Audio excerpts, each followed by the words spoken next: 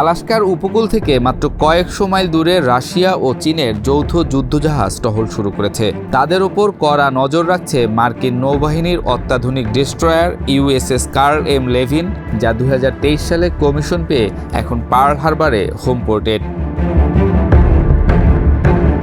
এই ডেস্ট্রয়ারটি flight IIA আর্লেইবর্গ শ্রেণীর এবং এতে আছে 9C2 combat system, integrated radar, fire control ও ক্ষেপণাস্ত্র প্রতিরক্ষা ব্যবস্থা।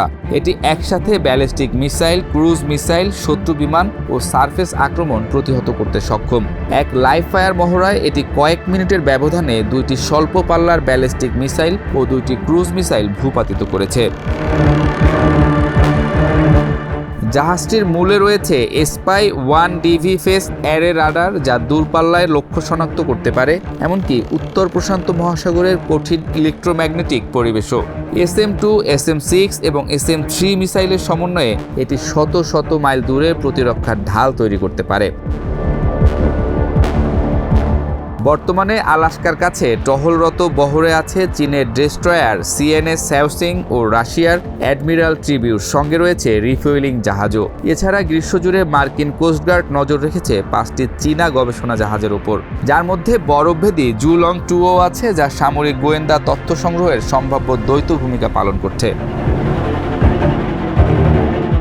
আলাস্কার আদাক দ্বীপ এখনও কৌশলগত ঘাঁটি, শীতল যুদ্ধের সময়ের সাবমেরিন প্রতিরোধ বেস, যেখানে গভীর জলের বন্দর, দ্বৈত 7000 ফুট রানওয়ে এবং P-8A পোসিডন বিমান মোতায়েনের সুযোগ আছে।